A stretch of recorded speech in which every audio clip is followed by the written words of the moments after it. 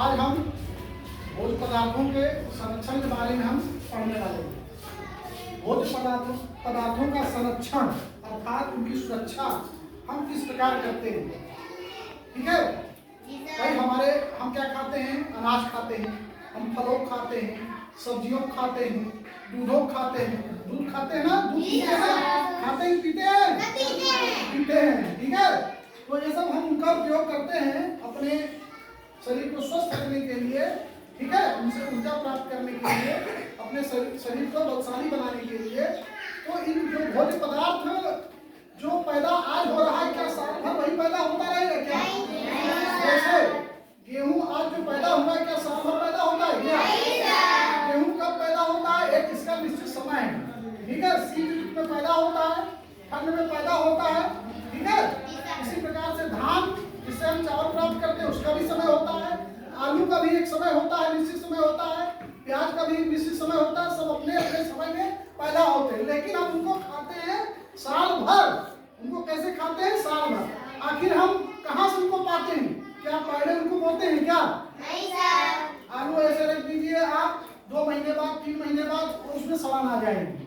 लेकिन आपको जो मार्केट में आलू मिलता है उसमें सड़ता है आलू? नहीं सर। कैसे प्राप्त होता है? कभी आपने इस पर विचार किया है? नहीं सर। वो आलू या अन्य चीजें, फलों को, सब्जियों को कोल्ड स्टोरेज में रखा जाता है। बड़े बड़े कोल्ड स्टोरेज है, शीतल गृह हिंदी में कहते हैं। वहां पे इनको रखा जाता है और वहां पे सुरक्षित रहते हैं। आवश्यकता पड़ने पर व्यापारी वहां से निकाल के बाजार में लाते हैं और हम तक वो पहुंचता है। ठीक है, हम उसका पैसा दे करके हम उसको लेते हैं। ठीक है, तो इस पाठ में जो भोज्य पदार्थों के संरक्षण का जो पहला बिंदु है कि हम अनाज, दाल और मेवों को एक बंद डिब्बे में बंद करके रखते हैं ना? क्यों डिब्बे में बंद करके क्यों रखते हैं? खुले में क्यों नहीं रखते? ऐसा कभी आपने विचार किया है? नहीं सर। उसको बंद इसलिए करके रखते हैं कहीं उसमें फंगल इन्फेक्शन न हो जाए, बैक्टीरियल इन्फेक्शन न हो जाए, उसमें अन्य प्रकार के कीड़े उसमें न लगे। ठीक है, इसलिए हम सूखे पदार्थों को बंद डिब्बों में बंद करके रख देते हैं। ठीक है, लेकिन हम भोजन को ढक के, जो पका हुआ भोजन है, दाल है, चावल है, सब्जी है, रोटी है, उसको हम ढक करके क्यों रखते हैं? इस पे आपने कभी विचार किया है? विचार कीजिए, तो आपको क्या पता चलेगा किस लिए ढक करके रखते हैं? उसमें भी वही, जब भोजन पक गया, जब तक पका है, जब तक उसके अंदर कुछ है, ठीक है, गर्मी है, ठीक है, ऊर्जा है, तब तक वो खराब नहीं होगा। लेकिन कुछ देर बाद वो ठंडा होगा, उसमें कीड़ों का आक्रमण होगा, बैक्टीरिया उस पर इन्फेक्शन करेंगे, फंगस उस पर आक्रमण करेंगे, अटैक करेंगे और उसको डिनेचर्ड कर देंगे, खराब कर देंगे। जैसे कल मैंने आपको बताया था, रोटी पे ब्रेड मोल्ड, राइजोपस लग जाता है ना, भुखड़ी, रोटी में भुखड़ी लग जाती है ना? ठीक है, वो रोटी को खराब कर देता है। बासी रोटी इसीलिए मना किया जाता है कि नहीं खाना चाहिए, बासी भोजन हमें नहीं करना चाहिए, इसीलिए मना किया जाता है ना? जी सर। उस पे बैक्टीरिया और फंगल इन्फेक्शन लग जाते हैं।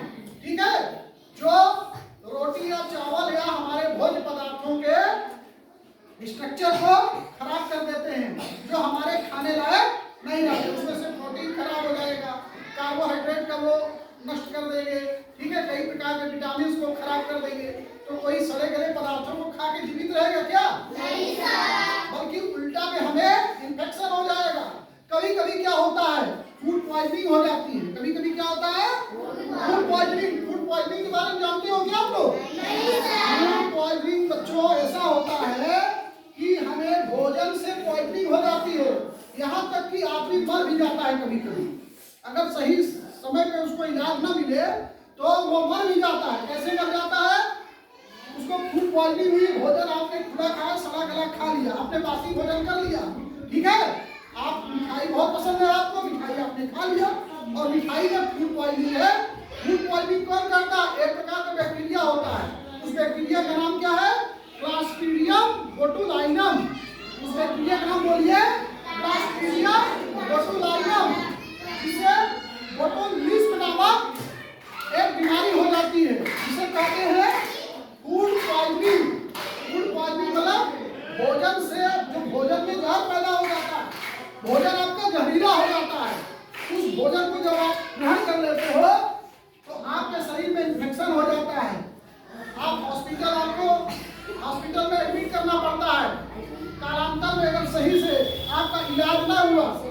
पाचन सही से ना हुआ तो आपकी मृत्यु तक हो सकती है।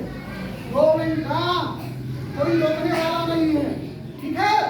इसीलिए हमें बड़े सावधानी से स्वच्छता का ध्यान रखते हुए भोजन को ढक के रखना चाहिए, भोजन को पका के खाना चाहिए, ताजे भोजन को करना चाहिए। ताजे भोजन में फूड पॉइजनिंग की समस्या ना के बराबर होती है, ठीक है। इसीलिए हमें ताजे भोजन को क्यों करना चाहिए? आप सुनते हो ना कि रोटी तो आखिर कल रात वाली भी रोटी है, आज सुबह वाली भी रोटी है। आखिर ताजी रोटी को खाने की प्रमुखता क्यों दी जाती है? हमें क्यों सलाह दिया जाता है? इसीलिए दिया जाता है कहीं आपको फूड पॉइजनिंग न हो।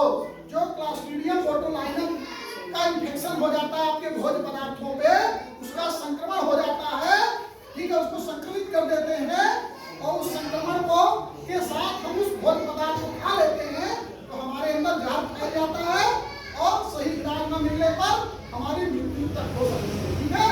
इसलिए हमें सावधानी के साथ भोज्य पदार्थों का सेवन करना चाहिए, ठीक है। भोज्य पदार्थों को सावधानी से उनका रख रखाव करना चाहिए। उसके बाद गर्मी और नमी में जैसे ये मौसम है, इस मौसम में क्या है? सबसे ज्यादा इन्फेक्शन होने की संभावना है। बैक्टीरियल इन्फेक्शन, फंगल इन्फेक्शन सबसे ज्यादा इस मौसम में, क्योंकि ह्यूमिडिटी भी ज्यादा है, आर्द्रता मतलब चिपचिपा वाला। कौन सा इसे मौसम बोलते हैं? चिपचिपा गर्मी तो है लेकिन वो पसीना हो रहा है, लेकिन पसीना सूख नहीं पा रहा, ठीक है। ये मौसम सबसे ज्यादा फेवरेबल होता है, गर्मी भी है और नमी भी है। इस मौसम में बैक्टीरिया खूब पनपते हैं, फंगस अर्थात कवक खूब पनपते हैं। जब पनपेंगे तो हमें आपको इन्फेक्ट भी तो करेंगे, हमारे भोजन के माध्यम से हमें इन्फेक्ट करेंगे, ठीक है। हम कहते हैं हम बहुत अपने शरीर को साफ सुथरा रखते हैं, रोज नहाते हैं, ठीक है, रोज हम लक्स साबुन से नहाते हैं, लाइफ बॉय से नहाते हैं, ठीक है, बाबा रामदेव के पतंजलि से नहाते हैं, लेकिन उसके बावजूद हमारी तबीयत खराब हो जाती है। क्यों? हमारे जो भोज्य पदार्थ है, भोज्य पदार्थों के माध्यम से हमारे शरीर के अंदर संक्रमण हो जाता है और हमारी तबीयत खराब हो जाती है। यहाँ तक कि सबसे ज्यादा संक्रमण हमारे शरीर में पानी के माध्यम से होता है। अशुद्ध पानी, सबसे पहले अगर हम शुद्ध पानी पिए तो हमारा शरीर सुरक्षित रह सकता है, हम स्वस्थ रह सकते हैं। दूसरे नंबर पे भोजन का नंबर आता है, ठीक है। तो भोजन का नंबर जब आता है तो पानी का रख रखाव, ठीक है, और भोजन का रख रखाव दोनों के लिए हमें चिंता करना पड़ेगा। उसके बाद अगर हम उनका सही से रख रखाव नहीं करते हैं, किसका? भोज्य पदार्थों का, तो मैंने क्या बताया, उसमें फंगल इन्फेक्शन हो जाएगा, बैक्टीरियल इन्फेक्शन हो जाएगा और हमारे शरीर में वो भोज्य पदार्थ पहुंच के फूड पॉइजनिंग कर सकते हैं और हमारा जान भी जोखिम में जा सकता है। उसके बाद हम भोज्य पदार्थों का संरक्षण क्यों जरूरी है? ठंडी के दौरान जब जाड़े का मौसम होता है उस समय हरी मटर मिलती है हमें ना, हम खूब सलोनी बना के खाते हैं, खूब मटर पनीर खाते हैं, लेकिन इस समय भी हम मटर पनीर खाते हैं। क्यों खाते हैं ना?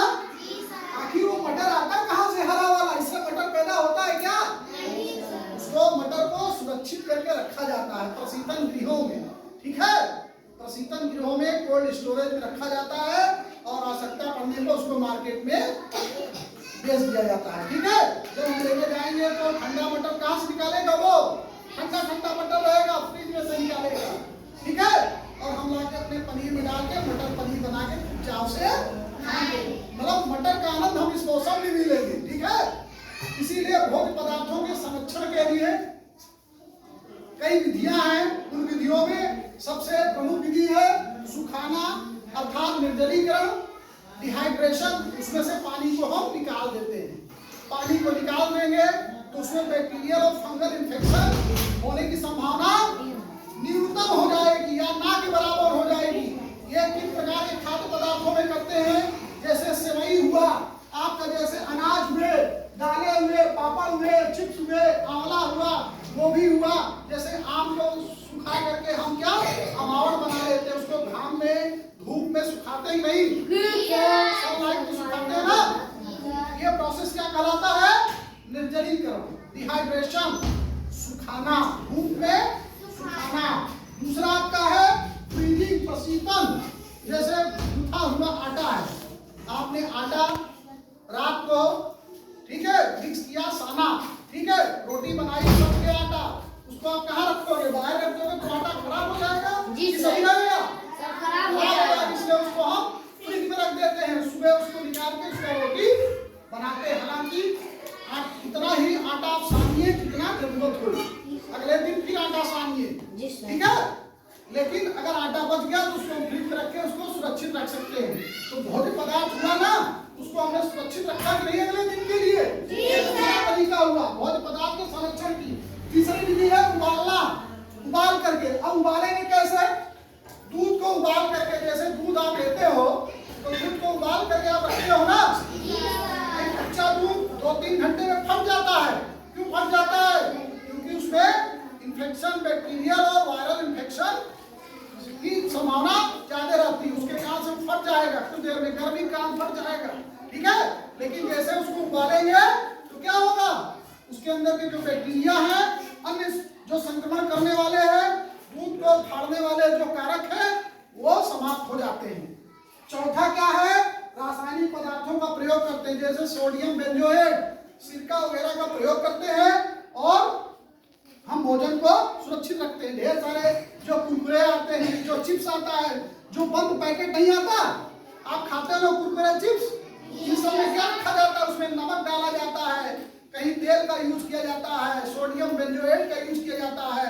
आप मैगी खाते हो तो मैगी को सुरक्षित रखने के लिए किस प्रकार के रासायनिक पदार्थों का प्रयोग किया जाता है? मैगी हुआ, चाउमीन हुआ, इन सबको सुरक्षित रखने के लिए हम क्या करते हैं? ये रासायनिक पदार्थों का प्रयोग करते हैं, जिससे वो सड़े गले नहीं, खराब न हो। और पांचवा तरीका है पाश्चुरीकरण। पाश्चुरीकरण अर्थात पाश्चुराइजेशन। दूध को 70 डिग्री, पाश्चुराइजेशन क्या होता है? पाश्चुराइजेशन, उसमें दूध को 70 डिग्री अर्थात 70 डिग्री सेल्सियस तक उसको तेजी के साथ गर्म करते हैं, तेजी के साथ गर्म करते हैं। जब वो 70 डिग्री सेल्सियस तक गर्म हो जाता है दूध, तो उसको अचानक 0 डिग्री पे लाके उसको ठंडा करते हैं, फिर उसको पैक में पैकिंग कर देते हैं उस दूध का, ठीक है।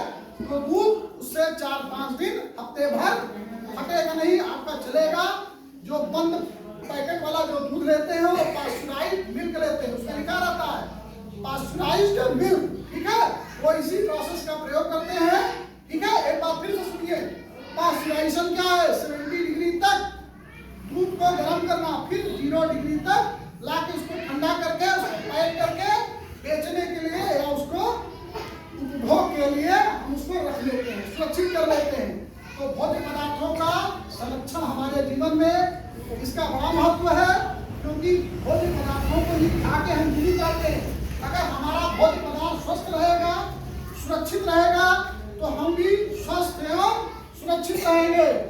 भोज्य पदार्थों को सड़ने गलने से बचाने के लिए उसमें फंगल इन्फेक्शन न हो, उसमें बैक्टीरियल इन्फेक्शन न हो, उसमें घुन न लगे, इसके लिए हमें विभिन्न प्रकार के विधियों की जरूरत पड़ती है। विधियों को बताया। पहला विधि क्या? आपका सुखाना, डिहाइड्रेशन। दूसरा आपका प्रशीतन, फ्रीजिंग।